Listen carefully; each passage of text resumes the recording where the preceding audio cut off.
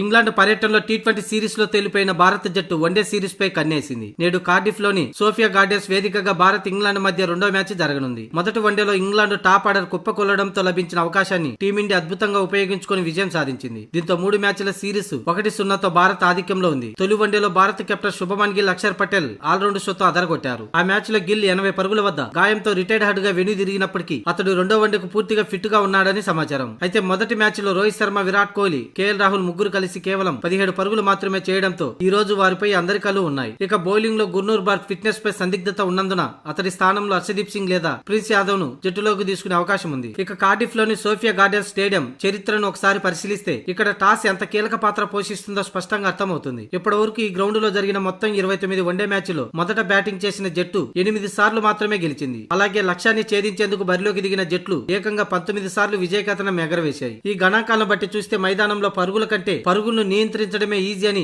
Clear గా తెలుస్తుంది. అంటే చేజింగ్ చేయడం సులభతరం. ఇంగ్లాండ్ పరిస్థితులకు తగ్గట్టే కార్డిఫ్ పిచ్ ప్రారంభంలో ఫాస్ట్ బౌలర్లకు స్వర్గధామంగా మారుతుంది. ముఖ్యంగా మ్యాచ్ ప్రారంభంలో కొత్త బంతితో పేస్ బౌలర్లు వేసే స్వింగ్ బౌన్స్ బ్యాటర్లను తీవ్రంగా ఇబ్బంది పెడుతుంది. గ్రౌండ్ లో జరిగిన గత 10 వన్డేల రికార్డును చూస్తే పేస్ బౌలర్లు ఏకంగా 97 వికెట్లు తీశారు. మరోవైపు స్పిన్ బౌలర్లకి ఇక్కడ పిచ్ అంతగా సహకరించదు. మొత్తంగా ఈ అంచనాలు వేసి ఇరు జట్ల కెప్టెన్లు టాస్ గెలిచిన వెంటనే ఏమాత్రం ఆలోచించకుండా ఫస్ట్ ఫీల్డింగ్ తీసుకోవడం ఖాయంగా కనిపిస్తుంది. ఫస్ట్ బౌలర్లకు తర్వాత బ్యాటింగ్ కు పిచ్ అనుకూలంగా మారే అవకాశంగా ఉండనుంది. ఇకపోతే ఈ మ్యాచ్ గెలిస్తే టీమిండియాకు సిరీస్ తో పాటు వన్డే ర్యాంకింగ్స్ లో రెండో స్థానానికి ఎగబావుతుంది. రెండో స్థానంలో ఇంగ్లాండ్ ను వెనక్కి నెట్టి టీమిండియా టాప్ 2 కు చేరుకుంటుంది. అంతేకాదు టీ20 సిరీస్ ఓటమికి బదులు తీర్చుకున్నట్టు అవుతుంది. అంటే ఈ రోజు విజయం సాధిస్తే ఒక్క దెబ్బకి 3 పెట్టాలన్నమాట.